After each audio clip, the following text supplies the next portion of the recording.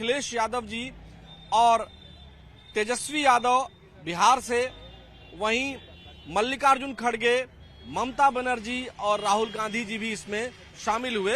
लेकिन जो 2027 में जिन 5 राज्यों में चुनाव होने हैं, जिनमें गोवा, मणिपुर, उत्तर प्रदेश, उत्तराखंड और जो राज्य शामिल हैं, इन 5 राज्यों में पंजाब एक है।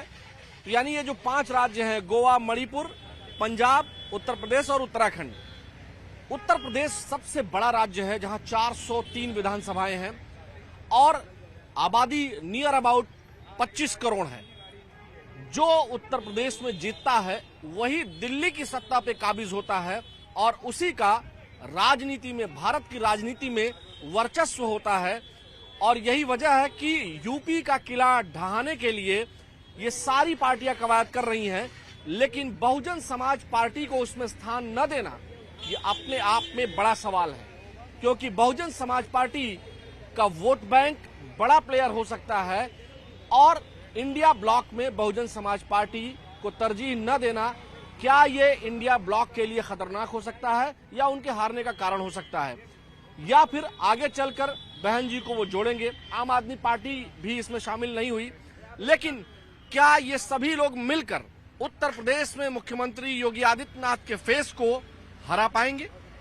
ये बड़ा सवाल है और हम यहाँ जनता के बीच में हैं। आपको क्या लगता है कि इंडिया ब्लॉक, इंडी गठबंधन जिसको कह रहे हैं, या इंडिया गठबंधन कांग्रेस के नजरिए से, आप हमें बताएं कि आखिर इस गठबंधन के बाद मायावती जी की जरूरत है क्या यहाँ, क्योंकि वो उसमें शामिल नहीं दिखाई दी? नहीं, देखिए, पहली बात तो ये कोई जरूरी नहीं है लोकतंत्र में कि 2 ही पार्टी या 2 ही गुट या 2 ही गठबंधन काम करें। 2 ही गठबंधन, एक भाजपा का, एक गैर भाजपा का, आपने बताया। लेकिन बिना, हम नहीं समझते कि बिना बहन जी के कोई भी गठबंधन जो है वो, खासतौर से जो अगर ये बीजेपी को हटाना चाह रहे हैं तो बिना उनके पूरा नहीं होगा, उनको साथ लेना चाहिए। आप ये कह रहे हैं कि यूपी में बिना बहन जी के नहीं बीजेपी को नहीं किया जा सकता, उनको साथ लेना ही पड़ेगा जी।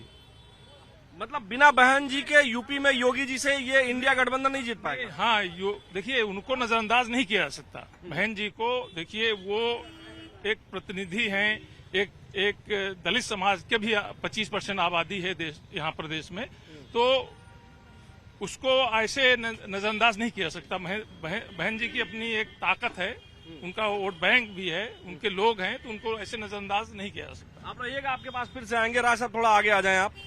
आपसे हमें ये जानना है कि आज बैठक हो गई, 23 दल शामिल हो गए, राहुल जी, खड़गे जी और ममता बनर्जी जी जो भी हाल ही में चुनाव हारी हैं, और केशव मौर्य तो बयान भी दे चुके हैं कि अखिलेश जी जहां जहां जा रहे हैं वहां चुनाव हार जा रहे हैं उनके गठबंधन के साथी।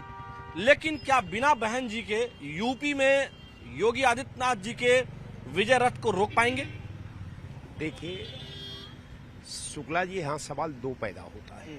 सवाल नंबर 1 कि बहुजन समाज पार्टी अगर इंडिया गठबंधन में प्रयास के बावजूद नहीं शामिल होती है तो उसका जो आंतरिक सोच में जो वर्तमान उसकी पॉलिसी है वो एक अलग दिशा तय करती है। अगर मान लीजिए कि इंडिया गठबंधन के नेता जो है मायावती जी के घटक में जोड़ने में प्रयास न किए हों, उनसे वार्ता न किए हों, तो बिल्कुल हम समझते हैं कि ये काम करना चाहिए था इंडिया गठबंधन के लोगों को कि मायावती से संपर्क। लेकिन ये कटु सत्य है कि निश्चित तौर पर इंडिया गठबंधन जो है मायावती जी के संपर्क में है। रह गया सवाल कि अरविंद केजरीवाल जी संपर्क में है। निश्चित तौर पर अभी ये पहली बैठक है। अब मुझे पूरा यकीन है कि इंडिया गठबंधन में ये दोनों जो मुख्य घटक दल हैं ये निश्चित आने वाला कल इंडिया गठबंधन के साथ। राज साहब, 27 में जो चुनाव होने हैं, जनवरी में आचार संहिता लागू हो जाएगी, उनमें जो 2 बड़े और प्रमुख राज्य हैं, पंजाब और उत्तर प्रदेश।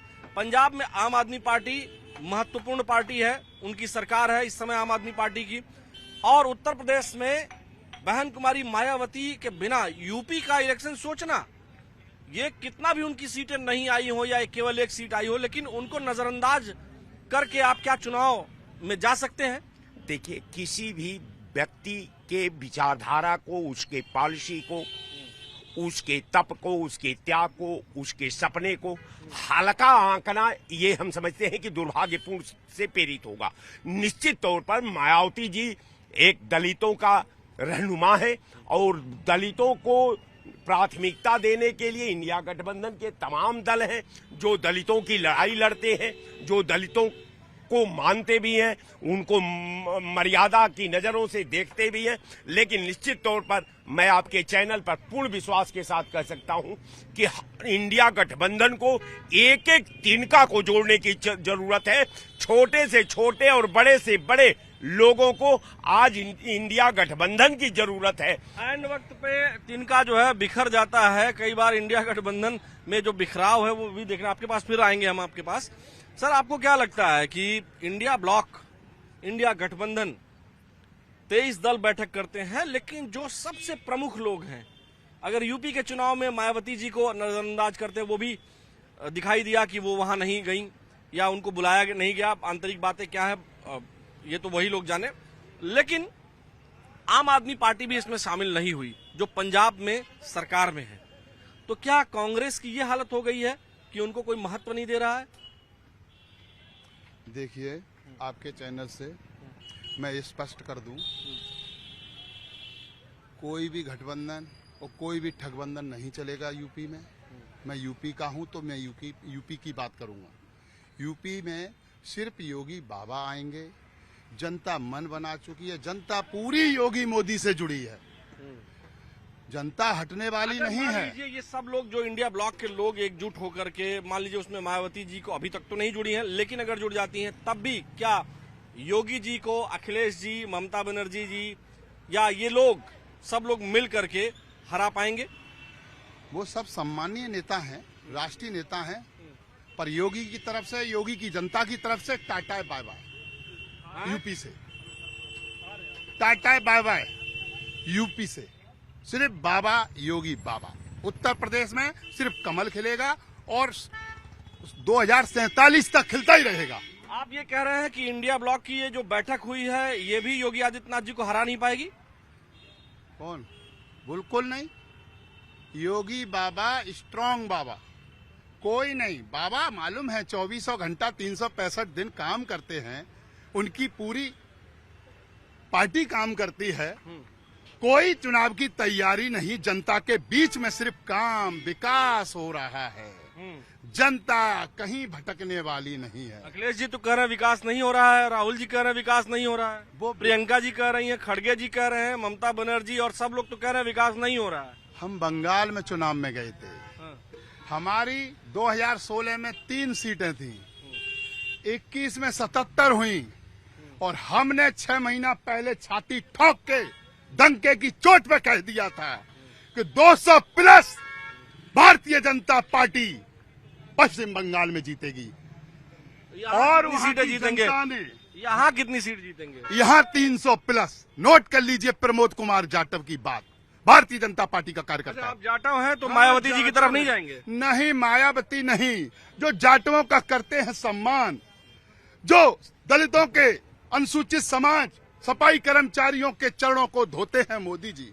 मेरे देश का प्रधानमंत्री सफाई कर्मचारियों के चरणों को साफ करते हैं और सफाई कर्मचारी देश को साफ करते हैं, स्वच्छ बनाते हैं। उनके चरणों को मेरे मोदी स्वच्छ बनाते हैं, तो भारत स्वच्छ है। आप ये बताइए कि फिर मायावती जी का वोट बैंक कहाँ है फिर? क्या इसीलिए नहीं शामिल कर रहे हैं क्या इंडिया ब्लॉक वाले? किसी का कहीं वोट बैंक नहीं है। जनता जान चुकी है। पहले खूब आई थी बहकाने में, खूब इन्होंने लूटा पीटा, अब हो गया रास्ता साफ। अब तो सिर्फ जनता ना करेगी कभी चूक और खिलाएगी हर बार मोदी योगी के नेतृत्व में कमल का फूल। चलिए आपके पास आएंगे, आप थोड़े युवा हैं, रुक जाइए, कहाँ जा रहे हैं? रुक जाइए, बोल के निकल गए। अरे हम बोलते ही रहेंगे। भाई अच्छा बोलते हैं फिर निकल जाते हैं। आप मन निकल जाना, आप सवाल करते रुक जाइए, बस इनके पास आ रहा हूँ। ये तो भाई साहब जाटव हैं, ये जाटव हैं, ये तो कह रहे हैं कि जो है किसी और को नहीं देंगे, हरा नहीं पाएंगे योगी जी को। कोई ऐसा नहीं है कि कोई जाति किसी पार्टी से देखिए एकदम से बंधी नहीं रहती, वही ठीक है। लेकिन देखिए जाटव समाज, एससी समाज या जो मायावती जी का एससी एसटी और जाटव समाज पे एक होल्ड है। देखिए आप माने ना माने, लेकिन जो पॉलिटिकल पंडित हैं, जो हम लोग रिपोर्टिंग में देखते हैं या जो हम लोगों ने पढ़ाई की, उसमें यही है कि मायावती जी का समाज उनके साथ रहता है। नहीं उनके एक साथ टाइम पे है। हम ये भी सुनते थे कि रमाबाई अंबेडकर मैदान अगर कोई भर सकता है तो मायावती जी के साथ रहता है। वैसे तो बाबा साहब को सब मानते हैं, बाबा साहब के भी साथ नहीं रहे। ऐसा तो नहीं कि सारे दलित या सारे जाटो या उनके समाज के लोग नहीं रहे होंगे, उससे नहीं होता।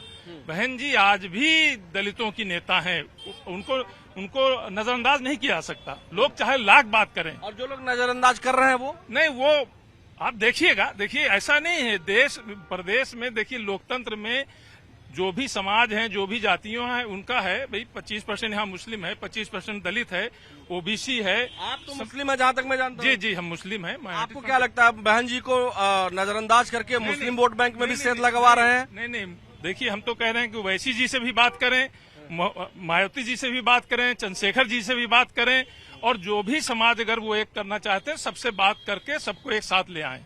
चलिए बहुत शुक्रिया बात करने के लिए। आप इधर आ जाइए, आप एक मिनट इनके पास आ जाए। आपको क्या लगता है, आपका कमेंट लेते हैं कि सुनिए, रुक जाइए, हो गया ठीक है, आ जाइए, थोड़ा आगे आ जाइए। आप ये बताएं कि मायावती जी को नहीं बुलाना या वो नहीं शामिल हुई, ये जो 23 दल बैठे हैं, क्या लगता है यूपी में चुनाव हरा देंगे योगी जी को? देखिए खिसियानी बिल्ली खंभा नोचे। एक इनके सहयोगी दल बंगाल में ममता बनर्जी जी भी थी, वो भी हट गई। इससे पहले अरविंद केजरीवाल जी भी थे, वो भी हट गए। ज्यों-ज्यों ये लोग इंडिया गठबंधन की बैठक अगली करते जा रहे हैं, एक एक घटक दल इनसे हटते जा रहे हैं। कांग्रेस पार्टी को यही, लेकिन ममता बनर्जी जी तो पहुंची थी। ममता बनर्जी पहुंची थी, लेकिन पहुंचने से क्या हुआ, बंगाल तो हार गई। जो कांग्रेस के साथ रहेगा वो निश्चित चुनाव हारेगा। ये बार बार कई राजनीतिक विश्लेषक भी कह रहे हैं, और तमाम जो राजनीति करने वाले लोगों, कांग्रेस को वैसे तो बिना मांगे किसी को सलाह नहीं देनी चाहिए, लेकिन कांग्रेस को, श्री राहुल गांधी को मेरी यही सलाह है कि पूरे देश में 543 सीटों पे राहुल गांधी कांग्रेस अकेले लड़ जाए तो हो सके जनता उन पे विचार कर ले, नहीं तो ये जितने सहयोगी और गठबंधन दल हैं, कोई चुनाव न लड़े उनके खिलाफ में। नहीं वो अकेले कांग्रेस पार्टी अगर चुनाव लड़ती है तब तो जनता अगर थोड़ा कांग्रेस के प्रति सहानुभूति रखेगी, सोचेगी, और नहीं तो जितने क्षेत्रीय दलों के साथ कांग्रेस गठबंधन करके चुनाव लड़ेगी, बाण तो बाण जाएंगे, नौ हाथ पगाह भी ले जाएंगे। सहयोगी दल तो हारेंगे ही, क्षेत्रीय दल, और कांग्रेस पार्टी भी हारेगी। कांग्रेस पार्टी देखिए एक राष्ट्रीय पार्टी है, देश की आजादी में इसका इतिहास रहा है, लेकिन जब से स्वर्गीय श्रीमती इंदिरा गांधी के जाने के बाद फिर कांग्रेस जो है कि नेतृत्व विहीन हो चुकी है। अब कांग्रेस के पास न कोई नीति बची है, न कोई नेतृत्वकर्ता बचा है। बात कर रहे हैं इंदिरा जी के जाने के बाद राजीव जी प्राइम मिनिस्टर जो है, उसके बाद जो है नरसिम्हा राव जी प्राइम मिनिस्टर रहे, उसके बाद doctor Manmohan Singh prime minister 10 साल रहे। ऐसा क्यों कह रहे हैं? नहीं, प्राइम मिनिस्टर रहे, अच्छी बात है, इंद्र कुमार गुजराल भी रहे, मनमोहन सिंह भी रहे, लेकिन नेता नहीं रहे। नेता अलग, स्वर्गीय इंदिरा गांधी जी नेता थी, जब उनका निधन हुआ तो पूरा देश रो दिया था। कांग्रेस पार्टी में नेता का अभाव है। आप ये कह रहे हैं कि कांग्रेस नेतृत्व विहीन है? बिल्कुल। कांग्रेस, राहुल गांधी और खड़गे जी कौन है? देखिए राहुल गांधी जी के पास कोई अपना जनाधार नहीं है, न कोई उनको संसदीय ज्ञान है। माननीय प्रधानमंत्री जी को, अरे भाई वो लगातार सांसद हैं, कई सालों से, 20 सालों से लगातार सांसद हैं, लेकिन उनको संसदीय ज्ञान नहीं है। नेता प्रतिपक्ष के रूप में संसद में वो सरकार की नीतियों का विरोध नहीं करते हैं, व्यक्तिगत विरोध करने लग जाते हैं। जब भारत के प्रधानमंत्री के खिलाफ व्यक्तिगत आलोचना पे उतर आते हैं, और माननीय प्रधानमंत्री को कभी भी माननीय प्रधानमंत्री मानते ही नहीं है। राजनीति में श्री राहुल गांधी से बड़े श्री नरेंद्र भाई मोदी हैं। नरेंद्र भाई मोदी से राहुल गांधी को राजनीति सीखनी चाहिए, श्रीमती सोनिया गांधी से राजनीति सीखनी चाहिए, श्रीमती प्रियंका गांधी से सीखनी चाहिए। श्री राहुल गांधी जी कभी भी अपने 80-90 साल के वयोवृद्ध नेता। आप ये मान रहे हैं कि प्रियंका गांधी जी नेता हैं राहुल जी से बढ़िया? ये बिल्कुल, राहुल जी से प्रियंका गांधी जी अच्छी पढ़ी लिखी समझदार हैं, बड़ी हैं, और हमेशा मल्लिकार्जुन खड़गे जी राष्ट्रीय अध्यक्ष हैं, 80-90 साल उनकी उम्र है, लेकिन वयोवृद्ध नेता का भी आपने राष्ट्रीय मंचों पे देखा होगा, श्री राहुल गांधी जी नाम लेके बुलाते हैं। मल्लिकार्जुन खड़गे जी, दिग्विजय सिंह जी अपने दल पार्टी के तो किसी वयोवृद्ध नेता का सम्मान करते ही करते नहीं, और देश के प्रधानमंत्री का भी सम्मान नहीं करते हैं। इसलिए जनता श्री राहुल गांधी को, साहब यही चूक हो जा रही है क्या? हमारा भाई कह रहे थे, बहुत अच्छा लग रहा था मुझे सुनने में। आपको क्या लगा, मतलब अब दूसरी तरफ बात चली गई है? देखिए, बिल्कुल सही बात। अब आपका डिबेट है, आपका बड़ा चैनल भी है। इन्होंने कहा कि साहब भाजपा हारने वाली नहीं है। नहीं, इन्होंने ये कहा कि राहुल गांधी जी के नेतृत्व में कांग्रेस नहीं जीत पाई। राहुल गांधी जी के नेतृत्व में भाजपा पार्लियामेंट में यही हारी है। यही पिछला पार्लियामेंट का चुनाव। कहाँ हारी है? क्यों नहीं हारी है? क्यों नहीं हारी है? तो प्रधानमंत्री कौन है? जब प्रधानमंत्री बनने के ये तो कह रहे थे 400 प्लस। लेकिन कै सीट पाई उत्तर प्रदेश के अंदर भारतीय जनता पार्टी लोकसभा में? उत्तर प्रदेश के अंतर 32 सीट पाई है, लेकिन आप गुस्सा मत होइए, कांग्रेस केवल 6 ही सीट तो यहाँ जीत पाई। बिल्कुल। अब वहाँ 6 सीट पर 32 सीट की ज्यादा, बात होगी। 1 मिनट, 32 सीट। वहाँ 6 सीट पर बात होगी और यहाँ 32 सीट पर बात होगी। तो क्या 32 सीट अकेले है क्या भाजपा का?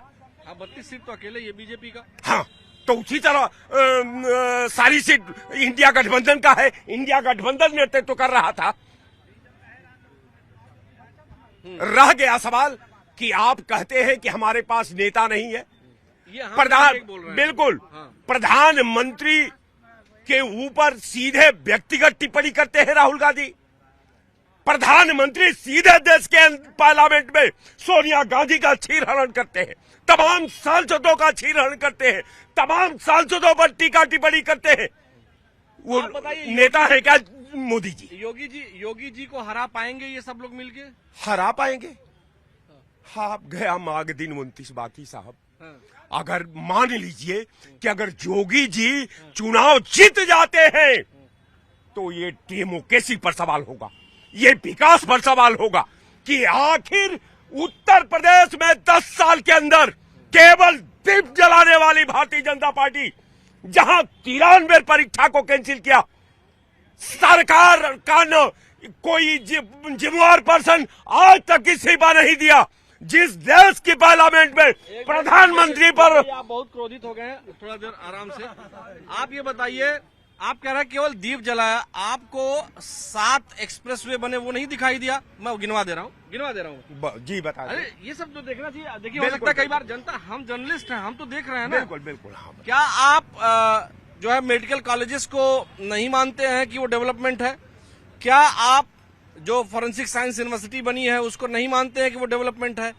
क्या आप जो सड़कें बनी हैं, जो ब्रिज बने हैं, जो गोरखपुर में काम हुआ, जो वाराणसी में काम हुआ, जो लखनऊ में काम हुआ, जो अन्य जगहों पर जो काम हो रहा है, क्या उसको काम आप नहीं मानते? जो नोएडा में काम हुआ? नहीं, हम ये नहीं मानते। हम तो मानते हैं कि आपने रोड पर काम किया, लेकिन हम ये मानते हैं कि जो जनता के बीच आपने कमिटमेंट किया 2 करोड़ रोजगार का, स्मार्ट सिटी का, बुलेट ट्रेन का, हाईटेक शिक्षा का, उसका क्या हुआ?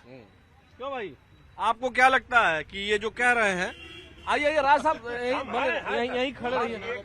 हाँ हाँ, बस ठीक है। हो गया है अभी। अरे चलिए, आप देखिए तब तक उनको। ये आप बताएं कि ये बहुत गुस्से में है। आपको क्या लगता है कि योगी जी ने कोई काम किया, या योगी जी को ये इंडिया गठबंधन, इंडिया ब्लॉक के लोग टक्कर दे पाएंगे? देखिए, अगर 2014 की बात किया जाए तो 2 एक्सप्रेसवे थे। आज की डेट में 7 एक्सप्रेसवे बन गए हैं, चल रहे हैं, और 5 निर्माणाधीन है और 10 प्रस्तावित है। करीब 22 एक्सप्रेसवे इस प्रदेश में है। करीब 55% इस एक्सप्रेसवे इस प्रदेश में है। सबसे ज्यादा जब अब दलित आदिवासी बच्चों को पढ़ने के लिए स्कूल नहीं था तो एकलव्य यहीं पे बन रहा है, सूर्योदय बन रहा है।